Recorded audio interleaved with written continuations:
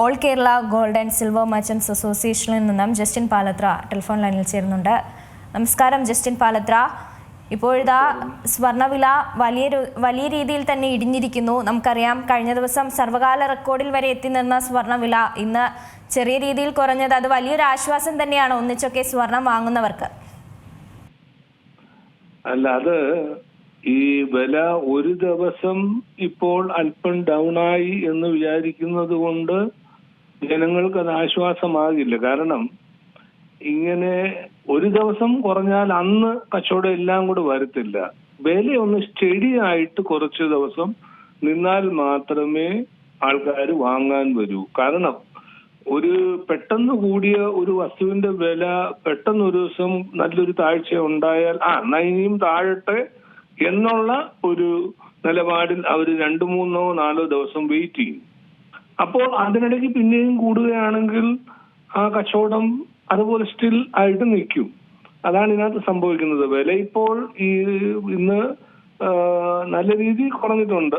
അത് ഏറ്റവും കൂടുതൽ റേറ്റ് വന്ന് 16,880 രൂപ 29-ാം തീയതി നമുക്ക് കൂടി. 1080 രൂപയോളം ഒരു ഗ്രാമിന്റെ പുറത്ത് കൂടി. അത് 29-ാം തീയതിക്ക് ശേഷം ഇപ്പോൾ അത് 100 കുറഞ്ഞു. 30-ാം തീയതി 655 കുറഞ്ഞു. ഇന്ന് ഉച്ച കഴിഞ്ഞപ്പോൾ വീണ്ടും ഒരു 130 രൂപ കുറഞ്ഞു. അങ്ങനെ 6, 7, 860 രൂപ കുറഞ്ഞു. പക്ഷെ അങ്ങനെ ഒരു കുറവുണ്ടാകുമ്പോൾ ജനങ്ങൾ പിന്നെയും പ്രതീക്ഷിക്കും, എന്നാ കുറച്ചുകൂടെ ഒന്ന് നോക്കാം, കുറയട്ടെ. അപ്പം അതാണ് അതിന്റെ ഒരു സ്ഥിതി. വില സ്റ്റഡി ആയിട്ട് നിൽക്കാത്തിടത്തോളം കച്ചവടം സ്റ്റഡി ആവില്ല.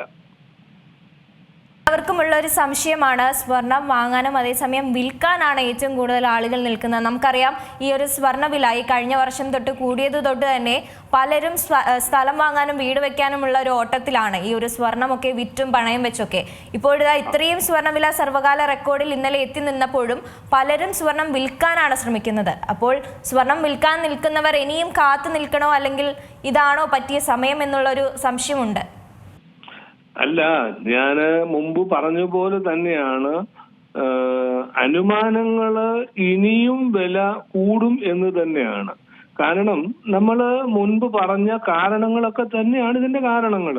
കാരണം ഇന്റർനാഷണൽ ലോകവ്യാപകമായി നിൽക്കുന്ന വലിയ ജിയോളജിക്കലായിട്ട് വരുന്ന ഒത്തിരി പ്രശ്നങ്ങള്, ടെൻഷനുകള്, യുദ്ധഭീഷണികള്, പോളിസികളിലുള്ള വ്യത്യാസങ്ങള്, ഇപ്പൊ വേണ്ട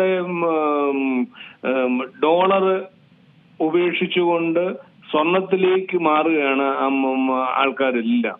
ഡോളർ മാറി ഇപ്പൊ നമുക്കറിയാൻ കഴിഞ്ഞില്ലേ, ഇപ്പൊ ഡോളർ മാറി പുതിയൊരു കറൻസിയിലേക്ക് രാജ്യങ്ങള് ചിന്തിച്ചു തുടങ്ങിയിരിക്കുന്നു.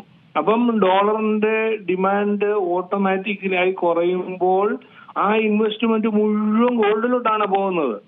അപ്പം രാജ്യങ്ങളെല്ലാം തന്നെ സെൻട്രൽ ബാങ്കുകള് നിക്ഷേപമായി സ്വർണം പിന്നെയും മേടിച്ചു കൂട്ടുകയാണ്. അപ്പൊ ഡിമാൻഡ് കൂടുകയും വില കൂടുകയും ചെയ്യും. വില ഇന്നൊരു ദിവസം സ്വല്പം കുറഞ്ഞു നിന്നത് കൊണ്ട് കുറയും എന്ന ഒരു അനുമാനം കാണുന്നില്ല. നമുക്കറിയാം, 22 ക്യാരറ്റ് സ്വർണ്ണമാണ് മലയാളികൾ തനി സ്വർണം എന്ന് വിശ്വസിക്കുന്നത്. ഇപ്പോൾ വില കൂടിയൊരു സാഹചര്യത്തിൽ 18-9 ക്യാരറ്റ് പോലുള്ള ആഭരണങ്ങളിലേക്കൊക്കെ ആളുകൾ പയ്യെ മാറി തുടങ്ങിയിട്ടുണ്ട്. കാരണം 18 ക്യാരറ്റ് സ്വർണം തന്നെ 1 ലക്ഷത്തിന് മുകളിൽ എത്തുന്ന ഒരു സാഹചര്യം നമ്മൾ കഴിഞ്ഞ ദിവസമൊക്കെ കണ്ടിരുന്നതാണ്. അപ്പോൾ 18 ക്യാരറ്റ് 9 പോലുള്ള ആഭരണങ്ങളൊക്കെ വാങ്ങുന്നവർക്ക് അത് വരും കാലത്ത്, അല്ലെങ്കിൽ അത് സൂക്ഷിച്ചു വെക്കുന്നത് കൊണ്ട് എന്തെങ്കിലും ഗുണമുണ്ടോ? ഒരു ദോഷവുമില്ല. 20 ക്യാരറ്റ് അതായത് 22 ക്യാരറ്റ് 916 സ്വർണം കീപ്പ് ചെയ്യുന്ന പോലെ തന്നെ 18, 14, 9 ക്യാരറ്റും ഒക്കെ കീപ്പ് ചെയ്യുന്നതുകൊണ്ട് ഒരു ദോഷവുമില്ല. കാര്യം തിരിച്ചു കൊടുക്കുമ്പോൾ ആനുപാതികമായി 18ന്റെ വില അവർക്ക് കിട്ടുമല്ലോ. ഞങ്ങൾ കൊടുക്കുമ്പോഴും 18 ക്യാരറ്റിന് 22 ക്യാരറ്റിന്റെ വിലയല്ല വാങ്ങുന്നത്. 18 ക്യാരറ്റിന്റെ വില, 14 ക്യാരറ്റിന്റെ വിലയെ ഞങ്ങൾ മേടിക്കുന്നുള്ളൂ. തിരിച്ചു കൊടുക്കുമ്പോൾ അതിന് ആനുപാതികമായ വില കിട്ടും. അപ്പൊ ജനങ്ങളെ സംബന്ധിച്ചോളം, ഉപഭോക്താക്കളെ സംബന്ധിച്ചിടത്തോളം 916 വാങ്ങിച്ചാലും 18 വാങ്ങിച്ചാലും 14 വാങ്ങിച്ചാലും 9 ക്യാരറ്റിന്റെ വാങ്ങിച്ചാലും നഷ്ടങ്ങളൊന്നും സംഭവിക്കാൻ പോണില്ല. അവർക്ക് നിക്ഷേപമായിട്ട് തന്നെ അതിനെ സൂക്ഷിക്കാം, ഒരു കുഴപ്പമില്ല. പക്ഷെ നമുക്കറിയാം പലരും സ്വർണം വാങ്ങി സൂക്ഷിക്കുന്നത് ഒരു ആപത്ത് വന്നാൽ പണയം വെച്ച് ഉപയോഗിക്കുന്നവരാണ് നമ്മൾ മലയാളികൾ. അപ്പോൾ ഈ 18 പോലുള്ള ആഭരണങ്ങളൊക്കെ വാങ്ങിച്ചു കഴിഞ്ഞാൽ ഇത്തരത്തിലുള്ള പണയം വെക്കൽ അല്ലെങ്കിൽ അത്തരത്തിലുള്ള സംഭവങ്ങളൊന്നും നടക്കില്ല എന്നുള്ളൊരു കാര്യമുണ്ട്. അതുകൊണ്ട് തന്നെ 18 ക്യാരറ്റിലേക്കൊന്നും ആളുകൾ എത്തുന്നില്ല. ആ ഒരു മടി ആളുകൾക്കുണ്ട്.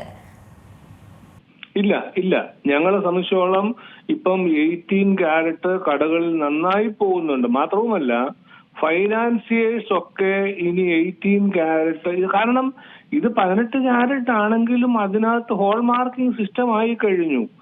HUID ചെയ്ത് ഹോൾമാർക്ക് ചെയ്യുമ്പോൾ അതിന്റെ പ്യൂരിറ്റിയെ കുറിച്ച് ഉറപ്പായി കഴിഞ്ഞു. അപ്പോൾ ആ സീലുകൾ നോക്കിക്കൊണ്ട് ഫൈനാൻസുകാർക്ക് അതിന് അനുപാതികമായ വില കൊടുത്താൽ മതി. അപ്പോൾ ഇനിയൊക്കെ 18 ക്യാരറ്റും ഫൈനാൻസിലേക്ക് എടുക്കാനുള്ള സംവിധാനങ്ങൾ ഉടൻ തന്നെ ആവുകയാണ്. അപ്പൊ അതുകൊണ്ട് അതിനെക്കുറിച്ചൊന്നും പേടിക്കണ്ട. ഇപ്പൊ ഡയമണ്ടും ഒക്കെ പണയം എടുക്കാനായിട്ട് ഇപ്പൊ ഉടനെ തുടങ്ങും. ഒരു വ്യത്യാസവും ഇല്ല, തീർച്ചയായിട്ടും നടക്കും. കൂടെ ചോദിക്കുകയാണ്, സ്വർണം ഇപ്പോൾ വില കൂടി നിൽക്കുന്ന സാഹചര്യമാണ്. ഇതിനോടൊപ്പം ഡയമണ്ടിന്റെ വിലയിൽ എന്തെങ്കിലും വ്യത്യാസങ്ങൾ വരുന്നുണ്ടോ? ഡയമണ്ടിന്റെ വിലയിൽ വലിയ വ്യത്യാസങ്ങളൊന്നും വരുന്നില്ല. സത്യത്തിൽ സ്വർണത്തെ പോലെ ഡയമണ്ടിൽ വലിയ വേരിയേഷൻസ് വന്നിട്ടില്ല. അപ്പൊ അതുകൊണ്ട് തന്നെ ഇപ്പം ഡയമണ്ട് എന്ന് പറയുന്നത് ഇപ്പോൾ വലിയ ആൾക്കാർക്ക് മാത്രം വാങ്ങിക്കാവുന്ന ഒരു സംഗതിയാണെന്ന് വിചാരിച്ച ടെൻഡൻസി ഒക്കെ പോയി. ഇപ്പൊ സാധാരണക്കാരൻ വരെ ഡയമണ്ട് മേടിക്കുകയാണ്. കാരണം ഞങ്ങൾ ഡയമണ്ടിന്റെ കച്ചവടം ആ രീതിയിലേക്ക് ജനകീയവൽക്കരിച്ച് കഴിഞ്ഞു. സാധാരണ ജനങ്ങൾക്കും വാങ്ങിക്കാൻ പറ്റിയ ഒരു 5000 രൂപ, 6000 രൂപ, 7000 രൂപ കൊടുത്ത് മേടിക്കാൻ പറ്റുന്ന മോതിരങ്ങളും മൂക്കുത്തികളും ചെറിയ ചെറിയ കമ്മലുകളും ഒക്കെ ഇപ്പോൾ ഡയമണ്ടിന് ആഭരണങ്ങളിലും ഉണ്ടാക്കാൻ തുടങ്ങിയിട്ടുണ്ട്. അപ്പോൾ പ്രസന്റേഷൻ കൊടുക്കാനും സ്വന്തം ആവശ്യത്തിനും ഒക്കെ ഇപ്പൊ ഡയമണ്ട് ഒരു ജനകീയവൽക്കരിച്ച് സാധാരണക്കാരൻ വരെ എടുക്കുന്നുണ്ട്. ഒരു പ്രശ്നവുമില്ല, നല്ല സെയിലായിട്ട് ഡയമണ്ട് പോകുന്നുണ്ട്, വിലയും കൂടുതൽ വരുന്നില്ല. ശരി, വളരെയധികം നന്ദി ശ്രീ ജസ്റ്റിൻ പാലത്ര ഈ ഒരു അവസരത്തിൽ പ്രതികരിച്ചതിന്. ഏറ്റവും പുതിയ വാർത്തകളും വിശേഷങ്ങളും വിരൽ തുമ്പിലറിയാൻ സീ മലയാളം ന്യൂസ് എല്ലാ ഡിജിറ്റൽ പ്ലാറ്റ്ഫോമുകളിലും ലഭ്യം.